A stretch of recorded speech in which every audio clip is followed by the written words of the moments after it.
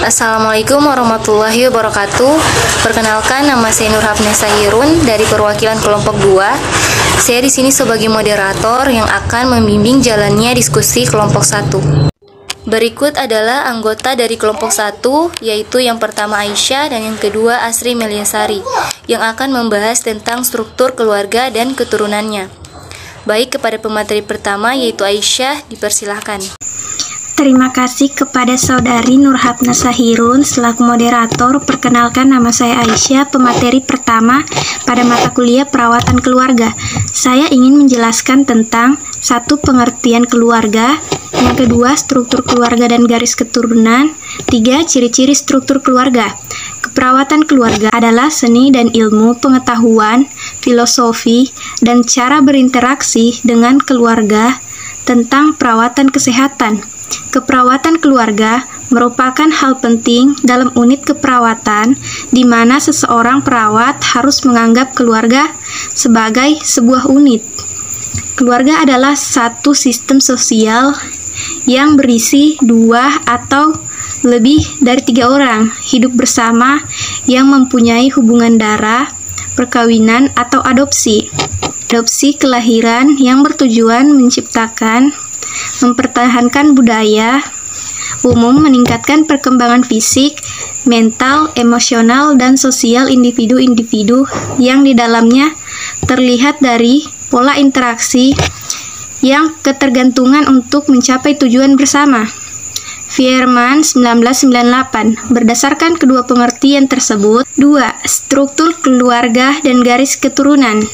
Struktur keluarga. Menurut Fierman 1998, struktur keluarga terdiri atas A. Pola dan proses komunikasi. Yang pertama, pola interaksi sosial yang berfungsi, sifat terbuka dan jujur, selalu menyelesaikan konflik keluarga, berpikiran positif, tidak mengulang-ulang isu dan pendapat sendiri. 2. Karakteristik komunikasi. Keluarga berfungsi untuk karakteristik pengiring, yakin dalam mengemukakan sesuatu atau pendapat, apa yang disampaikan jelas, kualitas, selalu meminta dan menerima umpan balik. Karakteristik penerima, siap mendengarkan, memberi umpan balik, dan melakukan validasi. Struktur peran-peran adalah serangkaian perilaku yang diharapkan sesuai dengan posisi sosial diberikan. Yang dimaksud dengan posisi atau status adalah posisi individu dalam masyarakat, misalnya sebagai suami, istri, dan anak. Tetapi kadang peran ini tidak dapat dijalankan masing-masing individu dengan baik. Ada beberapa anak yang terpaksa mencari nafkah untuk memenuhi kebutuhan anggota keluarga yang lain. Sedangkan orang tua, mereka entah kemana atau malah berdiam diri di rumah.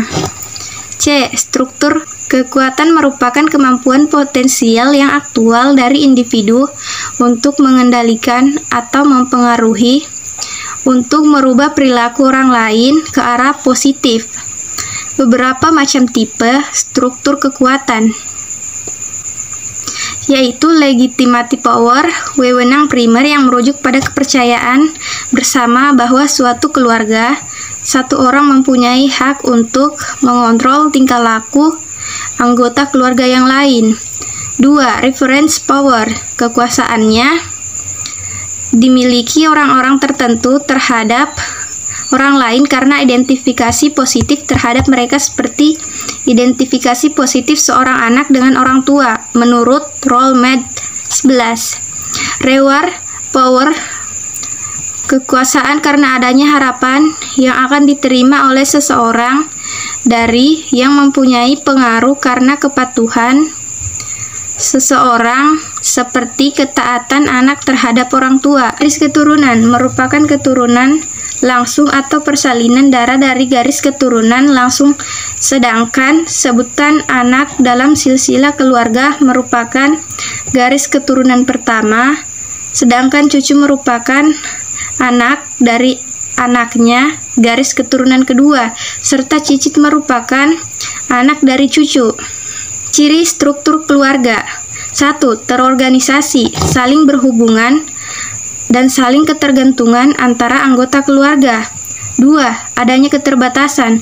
Setiap anggota memiliki kebebasan, tetapi mereka juga mempunyai keterbatasan dalam menjalankan fungsi dan tanggung jawab masing-masing. 3. Adanya perbedaan kekhususan.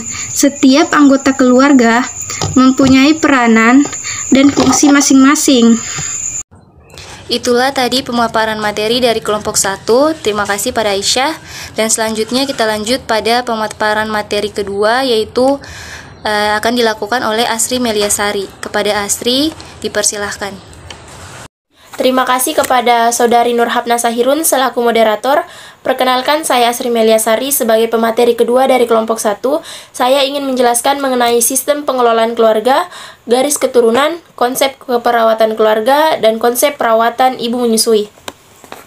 Yang pertama, saya akan menjelaskan mengenai sistem pengelolaan keluarga. Sistem pengelolaan keluarga adalah komponen dalam suatu keluarga. Masing-masing anggota mempunyai sifat interdependensi, interaktif, dan mutual. Batasan dalam suatu keluarga pasti adanya batasan atau biasa disebut dengan filter yang digunakan untuk menyeleksi informasi yang masuk dan yang keluar. Batasan masing-masing keluarga akan berbeda tergantung dari beberapa faktor seperti sosial, budaya, ekonomi, dan lain sebagainya.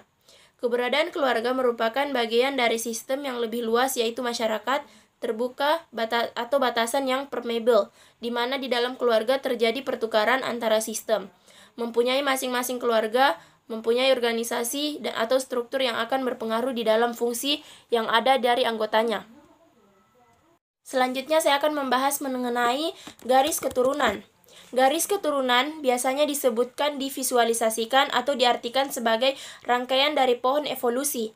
Misalnya, menunjukkan pemisahan kehidupan menjadi 3 garis keturunan kuno. Yang pertama adalah bakteria, kedua arkea, dan yang ketiga eukario. Jadi garis keturunan adalah satu cabang induk genetika, biasanya dibuat berdasarkan rangkaian DNA, RNA, atau protein. Selain itu, perbedaan dan persamaan morfologi juga digunakan untuk membuat pohon filogeni. Konsep keperawatan ibu menyusui. Menyusui adalah proses pemberian susu kepada bayi dengan air susu ibu dari payudara ibu. Bayi menggunakan refleks penghisap untuk mendapatkan dan menelan susu. Seorang bayi dapat disusui oleh ibunya sendiri atau oleh wanita lain.